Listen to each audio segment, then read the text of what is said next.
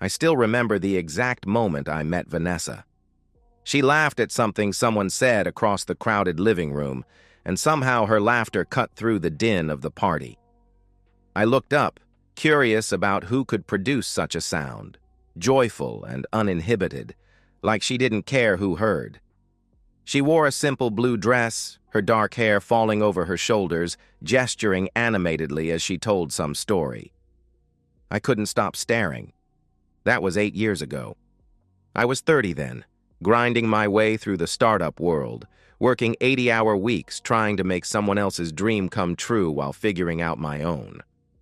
Vanessa was 25, a marketing coordinator with plans to climb the corporate ladder, ambitious and driven in a way that matched my own intensity. "Ryan Carter," I introduced myself after 30 minutes of working up the courage to approach her. "Vanessa Miller," she replied, her handshake firm. "You've been watching me." I appreciated her directness then. I would come to regret it later. Our courtship was something out of a romantic comedy. Weekend hikes in Marin County where we'd talk about childhood dreams and adult compromises. Cooking experiments in my small apartment kitchen. Flour on her cheek as she concentrated on following a recipe. Philosophical conversations that stretched until dawn, lying on my living room floor, our voices growing softer as night became morning. We married after a year, a small ceremony in Napa Valley surrounded by 40 friends and family. My parents cried. Hers looked relieved. Vanessa was stunning in a champagne-colored dress, and I couldn't believe my luck. 7 years of marriage followed, solid if somewhat predictable. We didn't have children yet. Both of us agreed careers came first, wanting financial stability before bringing a new life into the world. I'd worked my way up to senior software engineer at a tech firm in San Francisco, pulling a comfortable 6-figure salary. Vanessa had risen through the ranks to marketing director at a mid-sized company. We bought a craftsman-style house in a decent neighborhood in the Bay Area. Not quite Silicon Valley proper, but close enough for reasonable commutes. We had routines. Saturday mornings at the farmer's market, where Vanessa would spend too much on organic vegetables and artisanal bread. Our annual camping trip to Yosemite, where we'd disconnect from technology and reconnect with each other. Sunday brunches with friends, trading stories over mimosas and avocado toast. I won't pretend the spark hadn't dimmed somewhat. Long work hours and the general exhaustion of adult life had turned some weeknights into takeout and Netflix in silence. Intimacy had become less frequent, though still satisfying when it happened. We'd fallen into patterns, comfortable but perhaps too familiar. But we were happy. Or at least I thought we were. When Vanessa mentioned the 2-week European trip with her college friends, I didn't think much of it. She'd been talking about reconnecting with these women for years. Their group chat had apparently reignited during the pandemic, and they'd been planning this girls' reset for months. "You should absolutely go," I told her, genuinely meaning it. "It'll be good for you to have that time with your friends." "Are you sure you don't mind?" she asked, but her eyes were already bright with excitement. 2 weeks is a long time to be away. "I'll bury myself in that new project at work," I assured her. "Time will fly." I even insisted on transferring extra spending money to her account. $3,000 should cover your meals and souvenirs," I said, showing her the transfer confirmation. "I want you to enjoy yourself without stressing about money." The night before her departure, we ordered Thai food, and I watched her pack, carefully rolling clothes into her suitcase, checking her travel documents multiple times, vibrating with anticipation like a teenager before prom. She kept emphasizing, almost insistently, "Just the girls. We all need this reset." I nodded, happy to see her so excited. "Take lots of pictures." "Oh, I will," she promised. "But don't expect me to be posting much. I want to be present, not looking at my phone the whole time." The drive to SFO was quiet, comfortable. She held my hand over the console, squeezed it occasionally. At the international terminal, I walked her as far as security would allow. "I love you," she said, kissing me goodbye, her hand lingering on my cheek. Thank you for being so supportive. I love you too. Have an amazing time, I responded, watching her closely. She waved one final time before disappearing through security. I stood there longer than necessary, feeling oddly emotional. I was proud of being the kind of husband secure enough to encourage her independence, supportive enough to fund her adventures. I returned to our empty house and threw myself into work, content to give her space and freedom. 3 days later, I was working late at the office when a notification pinged on my phone. A message from my younger cousin, Jason. Bro, is this your wife? I stared at the screen, the words glowing in the dim office light, and everything I thought I knew began to crumble with a single tap. The link Jason sent opened to an Instagram post.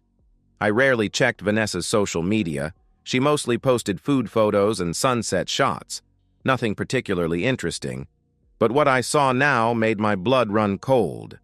The image showed Vanessa, my wife, feeding a fork of pasta to a smiling man across a candlelit table, an ancient Roman building glowing amber in the background. The caption read, "Trying something new." My fingers went numb as I scrolled down. 23 comments. Friends I knew congratulating her, sending fire emojis, heart eyes. One wrote, "Yes, girl, get it." I scrolled back to her profile. In the past 3 days, she'd posted 17 times. Not just the girls. Not at all. Photo after photo chronicled what was clearly not a friend's getaway, but a romantic escapade. Vanessa posing on a yacht deck, her hand resting intimately on a man's chest. A selfie in what was obviously a hotel bathroom, her wearing an oversized white button-down shirt that wasn't hers. Sunset silhouettes of them embracing. A video clip, my God, a video, of them dancing at what appeared to be some beach club, her head nestled against his shoulder as they swayed to music I couldn't hear. The man was Derek Westfield. I recognized him immediately. Her college boyfriend, the one she'd described as ancient history, the trust fund kid who'd broken her heart senior year by cheating on her with her roommate. She'd cried on my shoulder about him years ago, sworn he was toxic, immature, blocked on all platforms. Now here they were, wrapped in each other's arms in Rome. I scanned the captions, each one driving the knife deeper. Got bored of the usual? Needed this adventure? Sometimes you need to remember what excitement feels like. Life's too short for comfortable and predictable. My breath came in shallow bursts as I tapped on the comments section of the latest post. Her friends, women I'd cooked for, bought Christmas gifts for, considered extended family, responded enthusiastically, "You deserve this, queen! It's about time you put yourself first. Live your truth. Some people are meant to settle, some are meant to live." I checked the timestamps obsessively. These weren't old photos suddenly being shared. She was posting in real time during what was supposed to be girls' adventures through Europe. She hadn't just cheated, she'd documented it, captioned it, shared it with their collective online world. She wanted an audience. She wanted validation. She wanted me to look pathetic. I sat in the silent office, fluorescent lights humming overhead. I thought about our 7 years of marriage, all the late nights I'd worked to afford our comfortable lifestyle, the vacations I'd carefully planned, the dreams I'd supported. She'd stood beside me at my father's funeral, held my hand through my mother's cancer scare, celebrated every promotion and achievement. And now this. I minimized Instagram and opened my encrypted drive. I created a new folder titled Documentation. Then, methodically, I began taking screenshots. Every photo, every caption, every supportive comment, every timestamp, every location tag. I documented everything, my hands shaking slightly as I worked. By 3 a.m., I was still sitting in my office, staring at our wedding photo on my desk. We looked so young, so hopeful, smiling at the camera like we had the world figured out.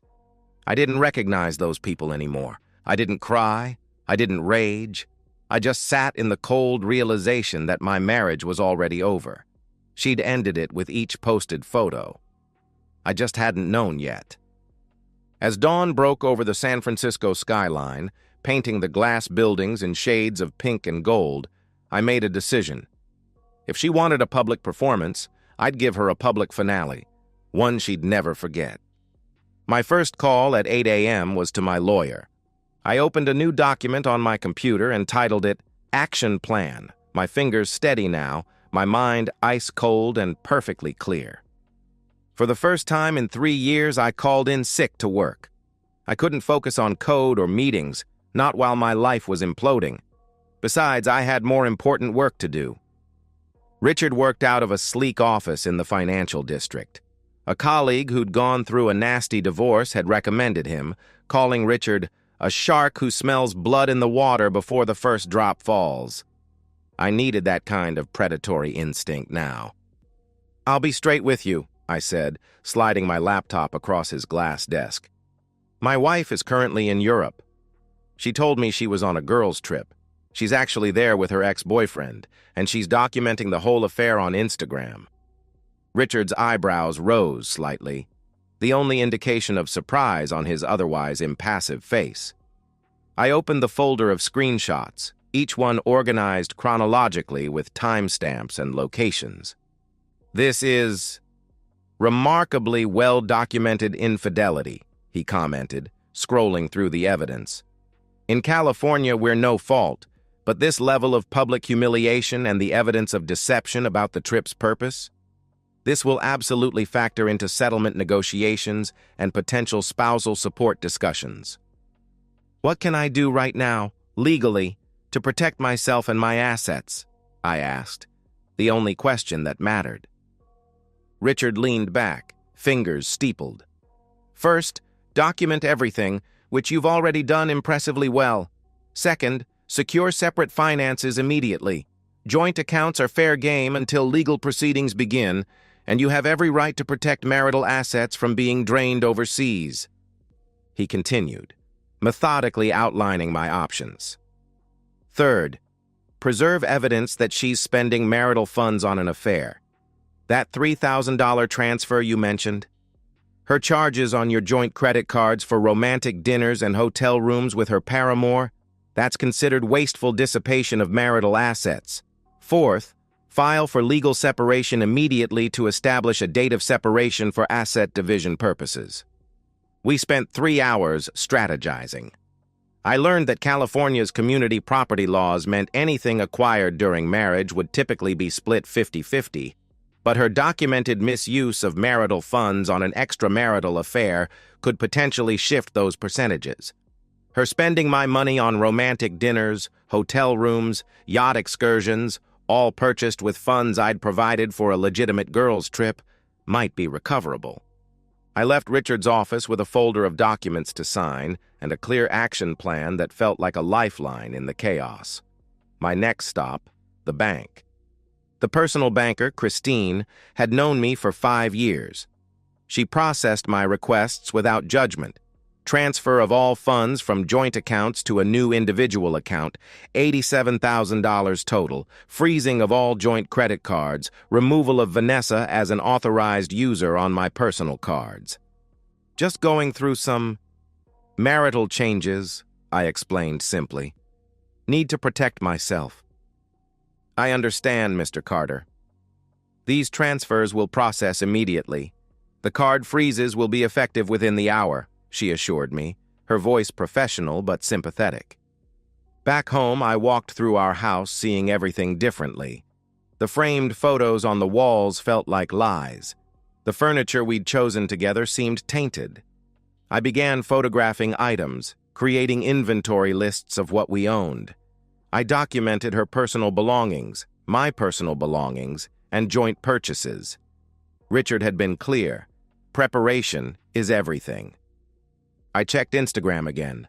More photos posted that day. Vanessa and Derek at a beachfront restaurant in the Amalfi Coast, wine glasses raised. Caption, "To new beginnings." The location tag showed they'd moved from Rome to Positano. She wasn't even trying to hide it anymore. I opened our shared flight itinerary. I'd surprised her by upgrading her economy ticket to business class for the return flight, planning to pick her up with flowers. Now, I canceled the return flight entirely, requesting a refund to my credit card. The airline processed it without issue since it was booked under my name and credit card. I drafted a single text message, revising it 3 times before settling on, "Saw your Instagram. Lawyer contacted. Enjoy your adventure." I hovered over the send button for only a moment before pressing it. Then I blocked her number, blocked her on all social media, and set my phone to Do Not Disturb, except for family and work contacts. That evening, I sat in the living room looking at the life we'd built, plants we'd picked together, furniture we'd assembled, photos from trips and celebrations. It all felt contaminated now, like a beautiful facade hiding rot underneath. Strangely, I slept that night deeply and dreamlessly, as if my body knew the worst had already happened and could finally relax. 12 hours later, while I was calmly presenting my quarterly project update in a morning status meeting at work, my phone, still on Do Not Disturb, began lighting up with call after call from unknown international numbers, each one appearing silently as a notification I deliberately ignored. I continued my presentation without missing a beat. The day after discovering my wife's betrayal, I went about my routine with eerie normalcy.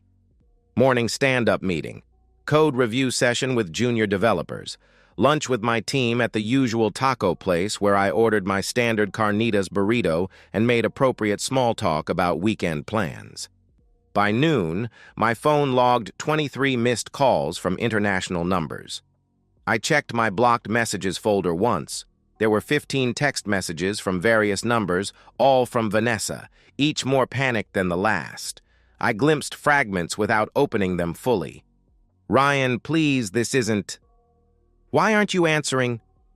My cards aren't working, there must be. Call me back, this is an emergency." I deleted the folder and returned to work, focusing on a particularly challenging database optimization problem that normally would have frustrated me. Today, it felt soothing in its logical complexity. Jason messaged me. "Dude, did you see those posts? Are you okay?" I saw.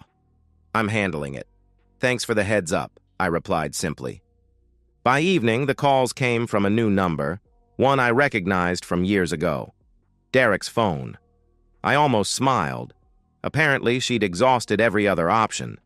This one, I decided to answer, putting it on speaker while I chopped vegetables for dinner.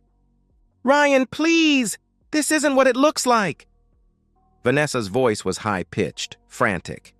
I continued slicing bell peppers calmly. "It looks like you're on vacation with your ex-boyfriend while lying to me about a girls' trip. What part am I misunderstanding?" I asked evenly. "It was a mistake. He showed up in Rome and I was drunk and it spiraled. I didn't mean for it to..." She stammered, words tumbling over each other. "You posted it, Vanessa," I interrupted, my voice flat. "Multiple times. With captions. With location tags. You wanted everyone to see. I was stupid. I was caught up in... Ryan, please, I can't pay for the hotel. They're making me leave. My cards don't work," she cried desperately. I tasted my pasta sauce, added more basil. "That's unfortunate," I responded coolly. "What do you mean unfortunate? Help me. I'm your wife," she shouted, her voice breaking. "You were my wife," I said, emotion finally seeping into my voice, not anger, but something colder. "Now you're just someone who made very public choices. I'm simply letting you experience the very public consequences. You can't just leave me here with no money. I have nothing. Derek left. She was crying now, words breaking up. "He only stayed while I could pay for things. He took the last cash I had and left me at the hotel. My friends already flew home. I have nowhere to dash. Derek's rich, isn't he?" I interrupted, draining my pasta. "I saw the yacht photos. Very impressive. I'm sure he'll take care of you." "He's gone, Ryan. It was all fake. The yacht was a rental for a few hours. He's been using me for..." She pleaded, panic rising in her voice. "Goodbye, Vanessa," I cut in firmly. I hung up mid-sentence and blocked Derek's number too. I finished making my dinner, simple pasta with vegetables, and ate it while watching a documentary about deep-sea exploration. The contrast between my calm evening and her chaos across the world felt appropriate somehow. Over the next week, the messages continued from increasingly random sources: a hotel business center email, a message from a friend of a friend's WhatsApp, even a LinkedIn message. I scrolled through them with clinical detachment. The hotel seized her luggage as collateral. She was staying in a hostel. She sold her jewelry for money. She hadn't eaten in 2 days. She was begging her parents, but they were retired and didn't have much to send. She would sign anything. She would do anything. Please, please, please. Each message was more desperate, more broken. I read them the way one might read a tragic novel, intellectually aware of the suffering but emotionally distant. This wasn't my wife anymore. This was a stranger who had destroyed my marriage and was now facing reality. Richard called with an update. The legal separation papers are ready. We'll need to serve her when she returns to the States. Do you know when that will be? No idea, I said. That's her problem to solve. Ryan, Richard said carefully, I have to ask. She's reached out to me too, through the office line. She's in a difficult situation. Are you absolutely certain about maintaining this position? She made her choice publicly, I replied. I'm making mine privately. The difference is, mine is legal. At night, I methodically removed our wedding photos from the walls. I packed her belongings into boxes systematically. Clothes, cosmetics, books, everything that was hers. I stacked them in the garage, labeled and organized. When she returned, whenever that was, she'd get her things and nothing more. 3 weeks after she left, I received a notification from my Ring doorbell camera at 2:47 a.m. Someone was at my front door. The figure on the screen looked gaunt, exhausted, and desperately familiar. Through the camera feed, I watched Vanessa collapse against the door, her fist pounding weakly on the wood, her voice hoarse as she begged to be let in, and my finger hovered over the intercom button, completely still. I stood in my darkened living room, tablet in hand, watching the Ring camera feed. Vanessa looked nothing like the woman who'd left 3 weeks ago. Her hair was unwashed and tied back, her clothes wrinkled, her face hollowed from weight loss and stress. Her luggage was missing, still seized by the European hotel, I assumed. She carried only a single backpack and looked like she'd been crying for days. "Ryan," she said to the camera, her voice breaking, "I know you're watching. Please, please let me in. We need to talk." I considered responding through the intercom, but decided against it. Silence was its own answer.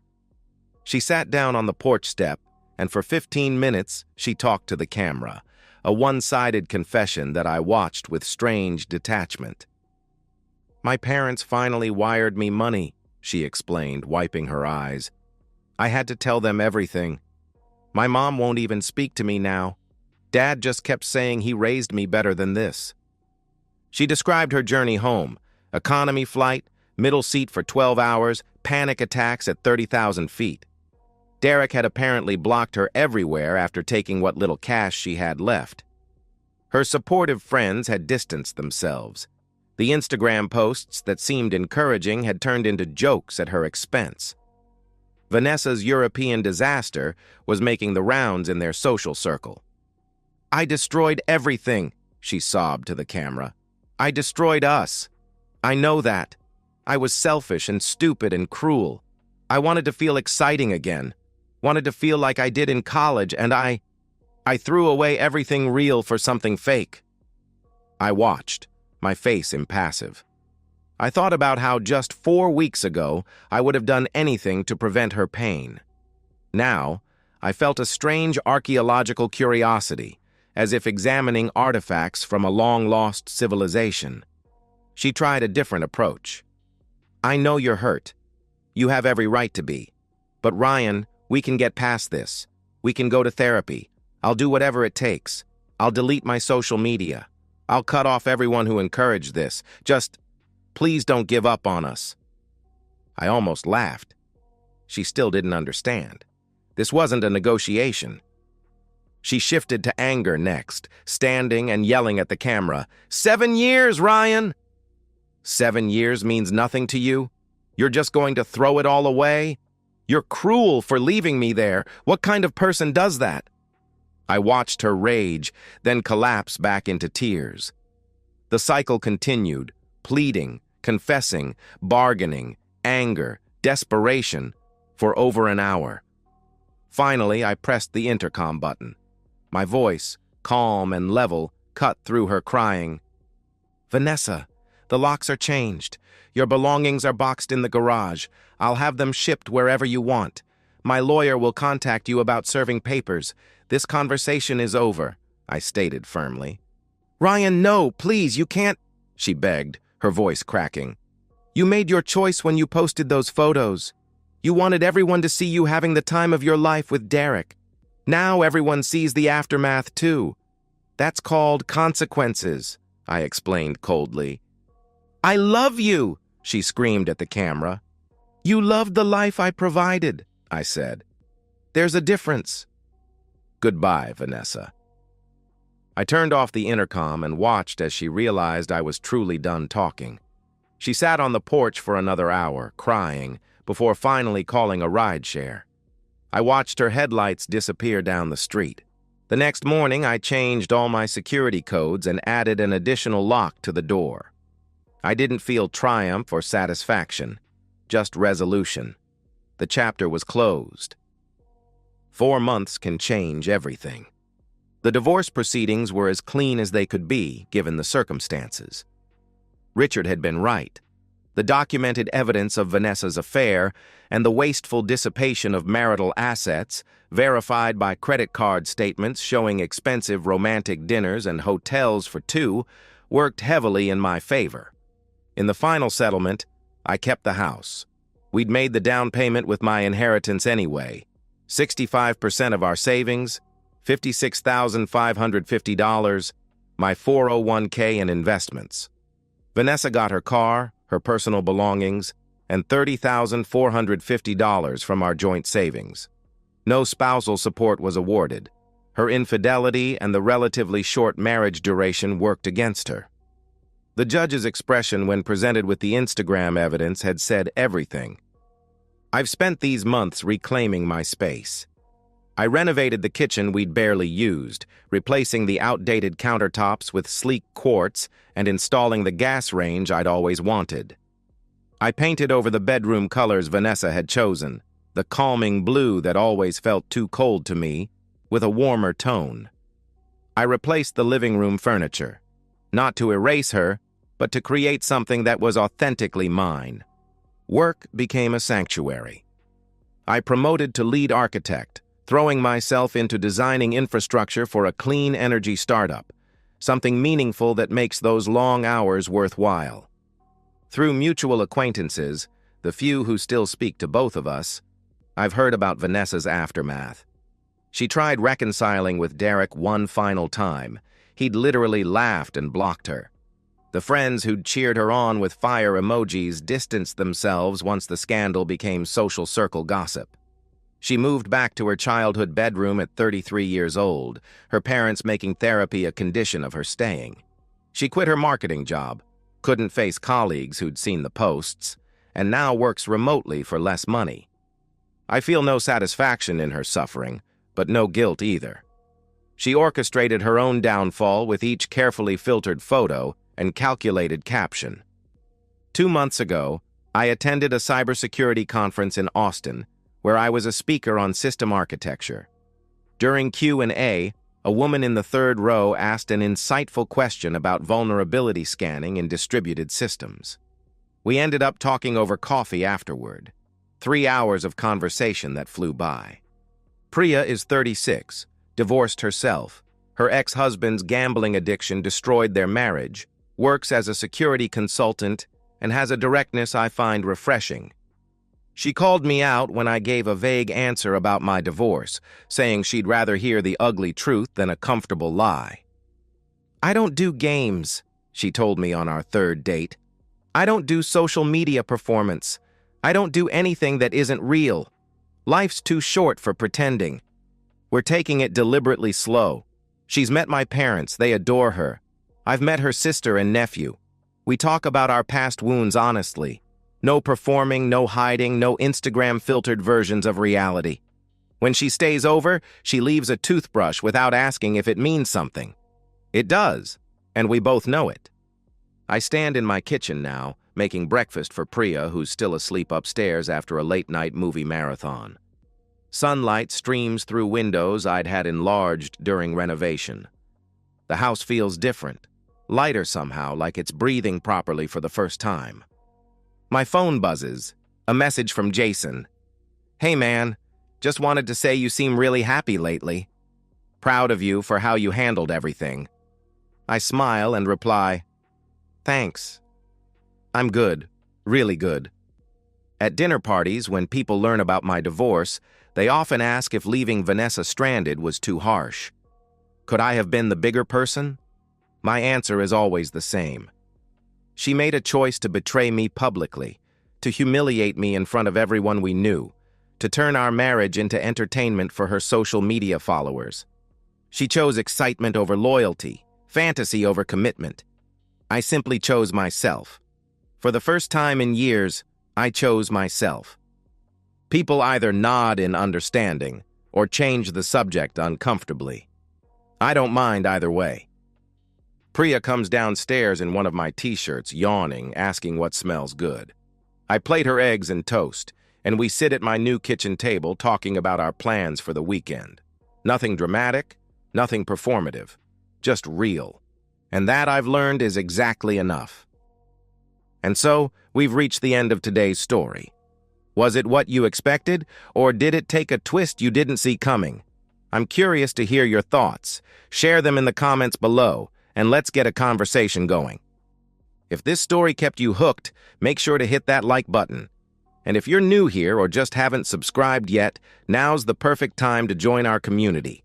I bring you fresh, captivating stories every day, so click that subscribe button and turn on notifications so you never miss out.